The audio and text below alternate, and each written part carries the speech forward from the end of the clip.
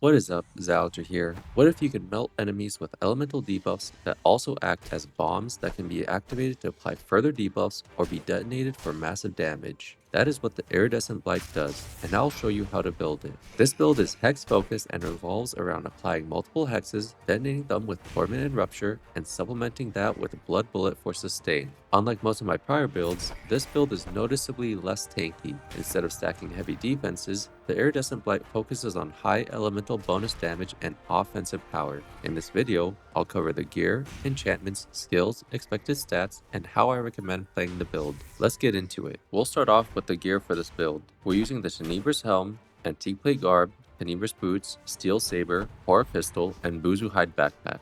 The Tenebrous Helm provides us with extra decay and ethereal bonus damage as well as mana cost reduction, allowing us to increase our damage and have an easier time with spamming spells. The Antique Plate Guard provides us with additional ethereal and fire bonus damage, but its main benefit is the unique Spirit of Torment enchantment that can only be put onto this piece of equipment. The Tenebrous Boots essentially mirror the Tenebrous Helm in terms of stats, and is used for the same effects. Our main hand weapon is a Steel Saber. It has okay base physical damage and impact, but we are primarily getting it for the Rainbow Hex enchantment. In the offhand, we use the Horror Pistol. This deals decent physical and decay damage, okay impact, and inflicts extreme poison, which deals decay damage over time. Finally, the Buzu Hide Backpack gives corruption resistance without affecting our dodge roll. For enchantments, we are using Order and Discipline on the Tenebrous Helm for bonus lightning damage and movement speed, Spirit of Harmatan on the Antique Plate Garb for cooldown reduction and a massive plus 25% decay bonus damage, Speed and Efficiency on the Tenebrous Boots for additional movement speed and cooldown reduction, and most importantly, Rainbow Hex on the Steel Saber. This increases attack speed and allows our weapon to inflict Scorched, Chill, Curse, Doomed, and Haunted, each with a 21% buildup. This is what enables the core of the build, stacking multiple hexes quickly, then detonating them with Hex Mage skills.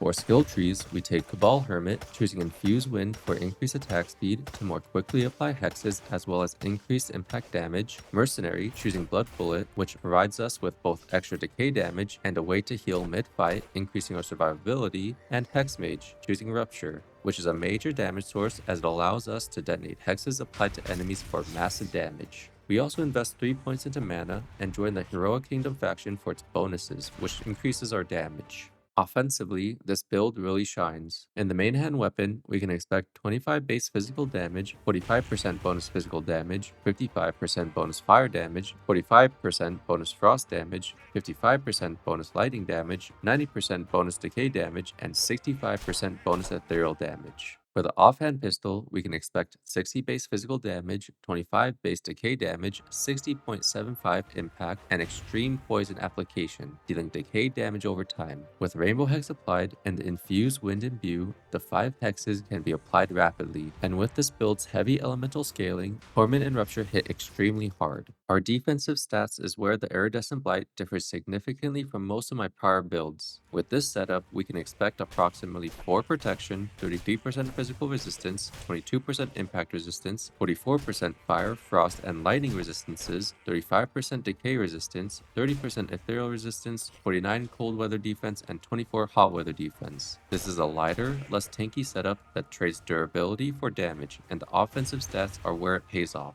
For our extra stats, we can expect 110 health, 110 stamina, 60 mana, minus 20% mana cost, 27% corruption resistance, 10% cooldown reduction, and 27% movement speed. The cooldown reduction and movement speed really help the build feel fluid and aggressive. The core gameplay loop revolves around applying hexes quickly and detonating them efficiently. Before the fight begins, start by buffing with Infused Wind and all the boons. Eat and drink various foods and potions as needed. One important thing to consider is mana is fairly tight, so bringing mana potions or eating mana recovering foods is essential. If absolutely needed, additional points of mana can be obtained later, but it will be a trade-off as health and stamina would be decreased in a build that is already weaker defensively.